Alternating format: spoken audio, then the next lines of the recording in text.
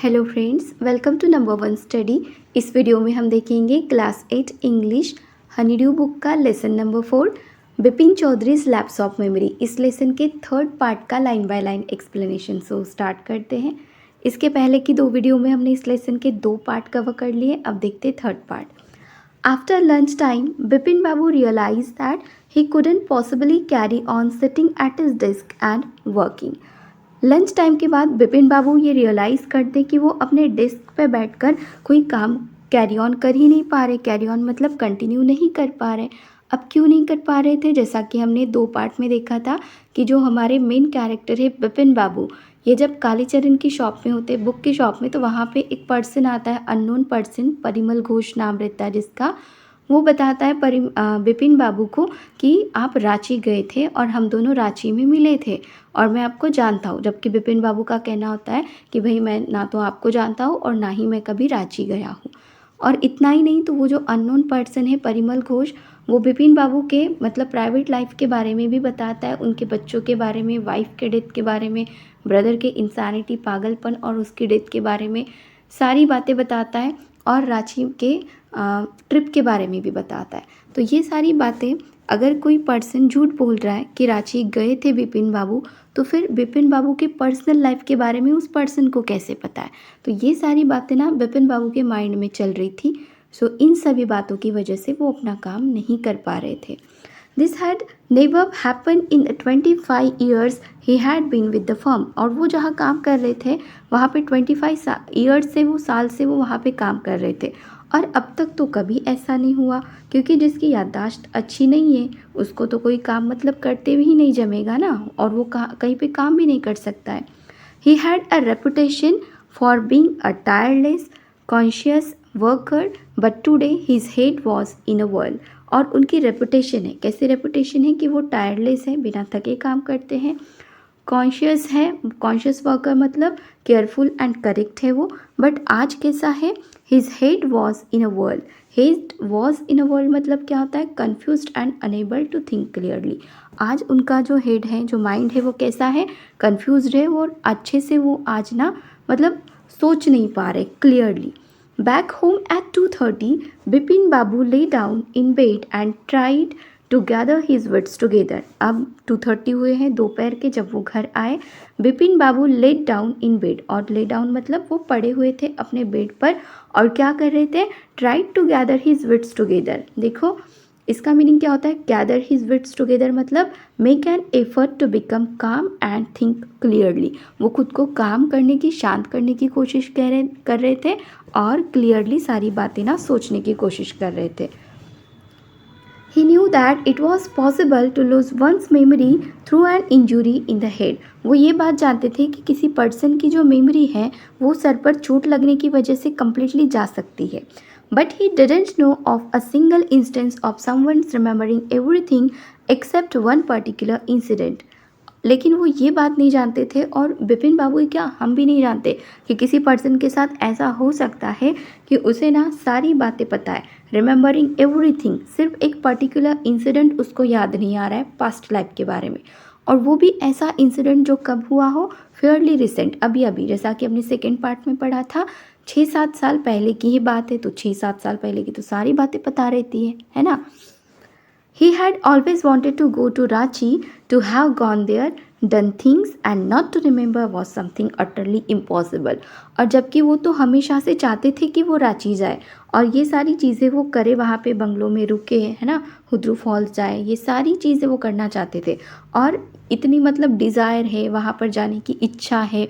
और ऐसा होने के बाद अगर कोई पर्सन गया है और ये सारी बातें वो करता है तो उसको वो सारी बातें ना याद नहीं है, ऐसा तो नहीं हो सकता। सो ये कैसा है? अटरली इम्पॉसिबल है। एट 7:30, अब 2:30 को वो घर पर आए थे। अब कितना टाइम हुआ है? 7:30। बिपिन बाबू सर्वेंट केम, सर्वेंट मतलब नौकर आता है बिपिन बाबू के पास, एंड अनाउंस्ड, क्या बोलता है? Chunni Babu sir says it's very important. So Bipin Babu को बताता है सर्वेंट कि चुन्नी बाबू आए हैं और उन्होंने बोला है कि ये बहुत इम्पॉर्टेंट है। बिपिन बाबू न्यू व्हाट चुन्नी हैड कम फॉर। अब चुन्नी न्यू कैरेक्टर है हमारी इस स्टोरी का। सो बिपिन बाबू पहले से ही जानते थे कि चुन्नी क्यों आया है उनके घर पर। चुन्नीलाल कौन है देखो, Chunnilal had been at school with him. Chunnilal school time से ही बिपिन बाबू के साथ है, मतलब वो उनका बचपन का फ्रेंड है। He had been having a rough time lately and had been coming to see him about a job. और अभी चुन्नीलाल का कैसा टाइम चल रहा है, रफ टाइम, मतलब उसकी फाइनेंशियल कंडीशन अच्छी नहीं है और वो किस लिए आ रहा है बिपिन बाबू के पास, जॉब मांगने के लिए। जैसा कि हम बिपिन बाबू के बारे में पढ़ रहे हैं, तो पढ़ने के बाद तो हमें यही पता चल रहा है ना कि बिपिन बाबू काफ़ी ज़्यादा रिच पर्सन है, एसी के घर में रह रहे, वो एसी है उनके घर में, तो रिच पर्सन है वो, है ना, बहुत बड़ी सी फर्म में काम कर रहे। Bipin Babu knew it was not possible to do anything for him. और बिपिन बाबू जानते थे कि वो चुन्नीलाल के लिए कुछ भी नहीं कर सकते। इनफैक्ट टोल्ड हिम सो, और उन्होंने तो बताया भी हुआ था चुन्नीलाल को कि भाई मैं तुम्हारे लिए ना जॉब नहीं ढूंढ सकता हूँ। But Chunni kept turning up like a bad penny. लेकिन चुन्नीलाल कैसे आता था बिपिन बाबू के घर, turning up like a bad penny. इसका मीनिंग क्या होता है, appearing at a place where one is not welcome. ऐसी जगह पर जाना जहाँ पर कोई हमें देखकर खुश ही नहीं है, मतलब क्लियरली उसके फेस से, उसकी बातों से हमें समझ में आता है कि ये पर्सन हमारा वेलकम नहीं कर रहा है, खुश नहीं है हमारे जाने से। सो तब ये वर्ड यूज़ किए जाते हैं, turning up like a bad penny. Bipin Babu sent word that not only was it not possible for him to see Chunni now but not in several weeks। Bipin Babu अपने सर्वेंट को बोलते कि जाओ जाकर चुन्नीलाल को बता दो कि मैं अभी तो चुन्नीलाल को नहीं मिल सकता हूँ, बट अभी ही नहीं तो और कुछ हफ्तों तक मैं चुन्नीलाल को नहीं मिल सकता हूँ। But as soon as the servant stepped out of the room, it struck Bipin Babu that Chunni might remember something about the 58 trip। लेकिन जैसे ही सर्वेंट नीचे जा रहा था चुन्नीलाल को बताने के लिए कि बिपिन बाबू नहीं मिल सकते, बट तभी बिपिन बाबू के माइंड में एक थॉट आता है, मतलब उनको लगता है कि चुन्नी को तो ये सारी बातें पता होगी 58 के ट्रिप के बारे में। 1958 में कौन सी ट्रिप हुई थी, Ranchi trip. There was no harm in asking him, और चुन्नीलाल को पूछने में कोई हार्म नहीं है। जैसा कि हमने सेकेंड पार्ट में देखा, दिनेश मुखर्जी जो कि अननोन पर्सन था, परिमल घोष, उसने बताया था कि आपके साथ आपके फ्रेंड दिनेश मुखर्जी आए थे। लेकिन बिपिन बाबू दिनेश मुखर्जी को पूछने में थोड़े हिचकिचा रहे थे, क्योंकि दिनेश मुखर्जी ना अच्छे नहीं थे, मतलब वो हंसी मजाक उड़ाने में बहुत ज़्यादा थे और काफ़ी क्रूएल भी थे, रूड थे वो पर्सन। बट यहाँ पे चुन्नीलाल वैसा पर्सन नहीं है। सो बिपिन बाबू को लगता है कि कोई हार्म नहीं है, चुन्नीलाल को तो मैं पूछ ही सकता हूँ। बिपिन बाबू हरी डाउन द स्टेयर्स, जल्दी जल्दी बिपिन बाबू नीचे आते and into the living room. कहाँ आते, लिविंग रूम में। चुन्नी वॉज अबाउट टू लीव, क्योंकि सर्वेंट तो पहले ही आ चुका था ना नीचे, जिसने चुन्नीलाल को बता दिया था कि भाई बिपिन बाबू नहीं मिलना चाहते कुछ हफ्तों तक। सो चुन्नीलाल वहाँ से निकलने ही वाले थे। But seeing Bipin Babu appear he turn round hopefully. लेकिन जैसे ही चुन्नीलाल ने देखा कि बिपिन बाबू आ रहे हैं, इतनी इंसल्ट होने के बाद भी फिर भी चुन्नीलाल क्या करता है, टर्न होकर होपफुली वहाँ पे रुकता है कि कहीं बिपिन बाबू को मेरे लिए जॉब तो नहीं मिली। Bipin Babu didn't beat about the bush. Didn't beat about the bush मतलब क्या होता है, देखो यहाँ पे मीनिंग है came straight to the point, है ना। Didn't beat about the bush मतलब came straight to the point, मतलब बिपिन बाबू इधर उधर की बातें नहीं करते, सीधा पॉइंट पे आते हैं और मुद्दे की बात करते हैं। Bipin Babu didn't beat about the bush, listen Chunni I want to ask something. क्या बोलते हैं कि सुनो चुन्नी, मैं तुम्हें ना कुछ पूछना चाहता हूँ। You have a good memory, तुम्हारी मेमोरी अच्छी है, तुम्हारी याददाश्त अच्छी है। And you have been seeing me off and on for a long time. Off and on मतलब क्या होता है, नाउ एंड देन। और तुम तो मुझे अच्छे से जानते हो, अभी जानते हो, पहले से भी जानते हो।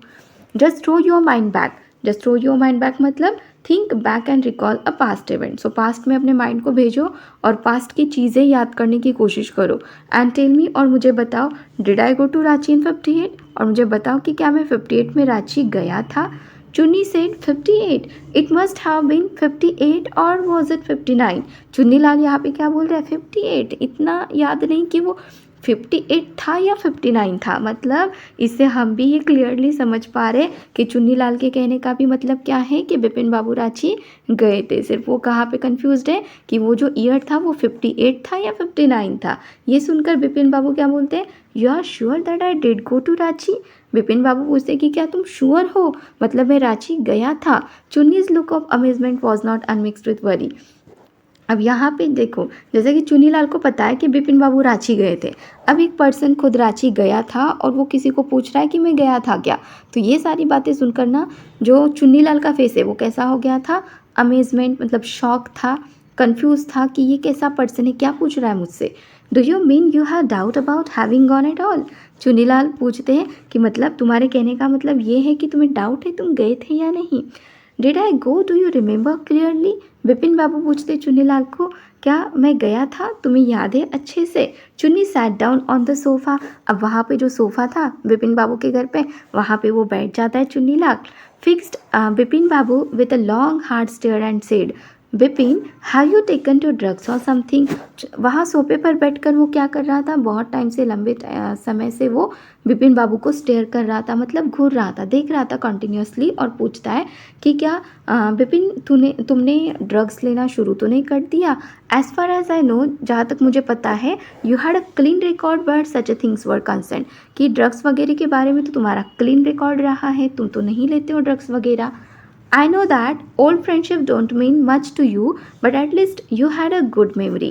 चुनीलाल क्या बोलते हैं यहाँ पे विपिन बाबू को, मुझे पता है कि ओल्ड फ्रेंडशिप को तो तुम भूल चुके हो। ओल्ड फ्रेंडशिप को कैसे भूल चुके विपिन बाबू?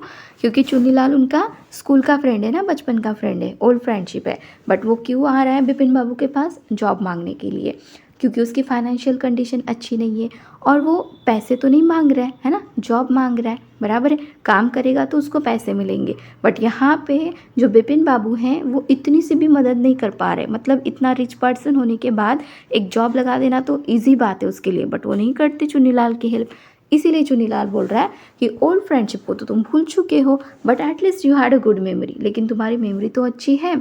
You can't really mean that you have forgotten about the Ranchi trip. तुम ये नहीं बोल सकते हो कि तुम रांची ट्रिप के बारे में ना सब भूल चुके हो। Vipin Babu had to turn away from Chunni's incredulous stare. अब विपिन बाबू टर्न करते थे, खुद को टर्न करते चुन्नी का जो इनक्रेडुलस स्टेयर था, इनक्रेडुलस मतलब वो बहुत ही ज़्यादा इससे पूछ रहा था ना, देख रहा था विपिन बाबू को, बहुत क्वेश्चन था चुन्नीलाल के फेस पर कि ये क्या पूछ रहा है विपिन बाबू, खुद गया था रांची और मुझे पूछ रहा है मैं गया था या नहीं। सो ऐसे क्वेश्चन मार्क वाले फेस से विपिन बाबू ने क्या कर लिया, मुंह मोड़ लिया, टर्न हो गए। Do you remember what my last job was, ask Chunnilal. So Chunnilal Vipin Babu को पूछते हैं कि क्या तुम्हें याद है मेरी लास्ट जॉब क्या थी? Of course you work in travel agency. Vipin Babu क्या बताते हैं, हाँ पता है तुम ट्रैवल एजेंसी में काम करते थे। You remember that and you don't remember that it was I who fixed up your railway booking for Ranchi.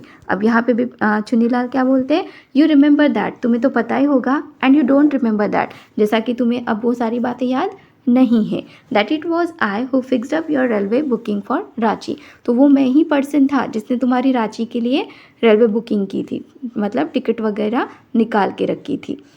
I went to the station to see you off, यहाँ पे जो था ना, you remember that and you don't remember that, मतलब जैसा कि विपिन बाबू को तो पता होना चाहिए ना कि चुन्नीलाल ने उनकी रांची के लिए रेलवे बुकिंग की थी, बट अभी उनकी याददाश्त नहीं है, इसीलिए चुन्नीलाल बोलते हैं and you don't remember that, जैसा कि तुम्हें अभी पता नहीं है, ऐसा है वो।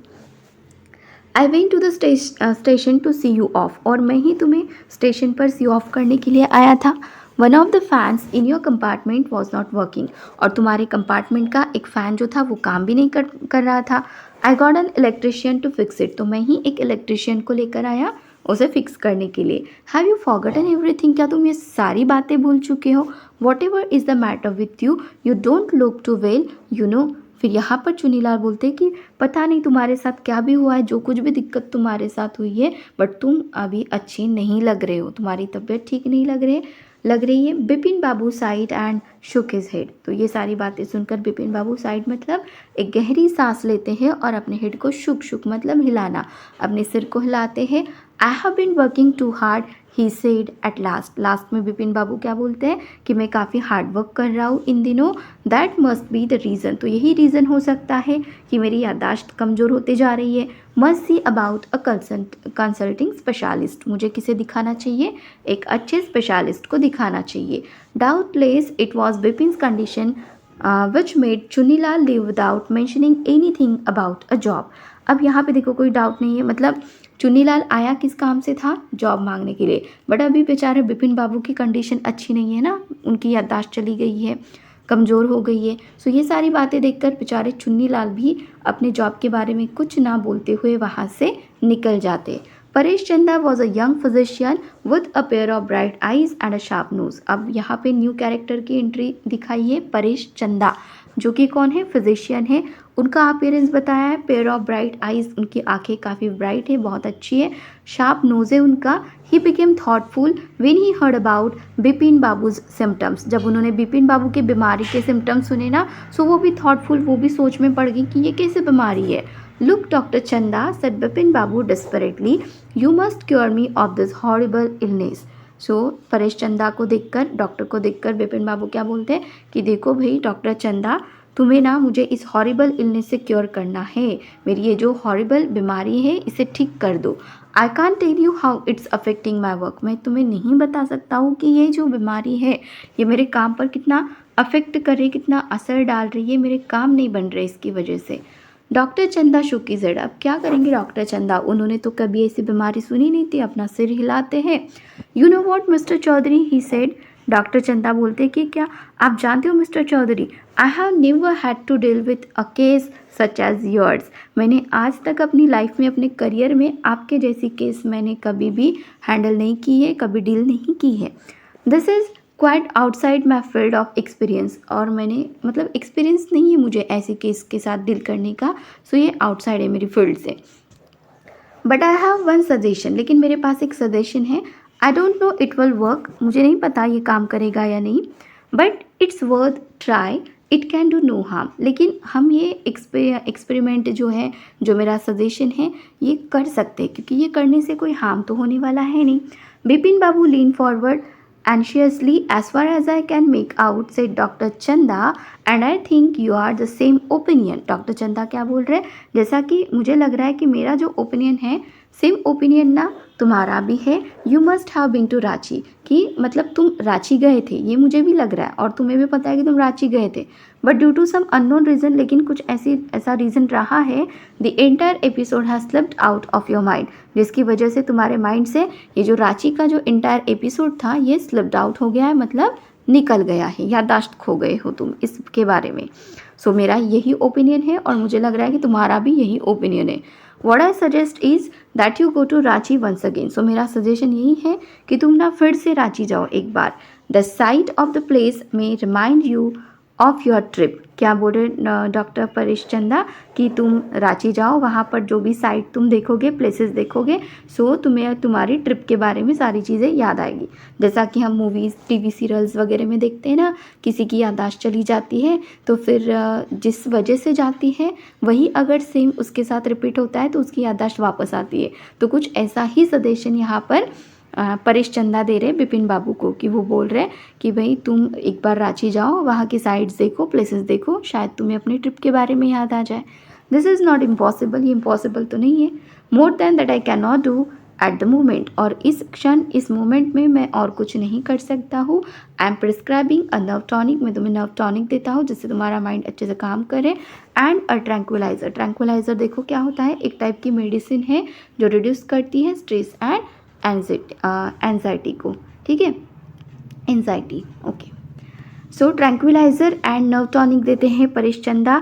स्लीप इज़ एसेंशियल और the symptoms will get more pronounced. बोलते हैं कि तुम्हें स्लीप की, नींद की बहुत ज़्यादा ज़रूरत है, नहीं तो तुम्हारे जो सिम्टम्स हैं वो और ज़्यादा बढ़ने लगेंगे। Bipin Babu felt somewhat better the next morning. अब दूसरे मॉर्निंग उनको थोड़ा अच्छा लग रहा है। क्यों अच्छा लग रहा है? क्योंकि उन्होंने अभी नर्व टॉनिक ली है, ट्रैंक्विलाइजर लिया है ना। सो इनसे अब उनका जो स्ट्रेस था वो थोड़ा बहुत कम हो गया था, सो उन्हें अच्छा लगता है। आफ्टर ब्रेकफास्ट होने के बाद ही रैंग ऑफ हिज ऑफिस, अपने ऑफिस में कॉल करते, गिव सम इंस्ट्रक्शंस देते, क्योंकि आज वो ऑफिस नहीं आने वाले, रांची जाने वाले।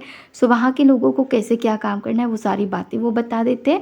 And then procured a first class ticket for Ranchi for the same evening. फिर सेम इवनिंग वो क्या करते, प्रोकर्ड मतलब बड़ी ही डिफ़िकल्टी, मुश्किल के साथ उनको टिकट मिल जाता है रांची के लिए, और वो सेम इवनिंग रांची के लिए निकलते। तो यहाँ पे थर्ड पार्ट का एक्सप्लेनेशन कंप्लीट हो गया। नेक्स्ट वीडियो में देखेंगे स्टोरी आगे कैसे बढ़ती है, फोर्थ पार्ट का एक्सप्लेनेशन देखेंगे नेक्स्ट वीडियो में। वीडियो अच्छी लगी तो वीडियो को लाइक ज़रूर करना, अपने फ्रेंड्स के साथ शेयर करना, और चैनल को सब्सक्राइब ज़रूर करना। Thank you.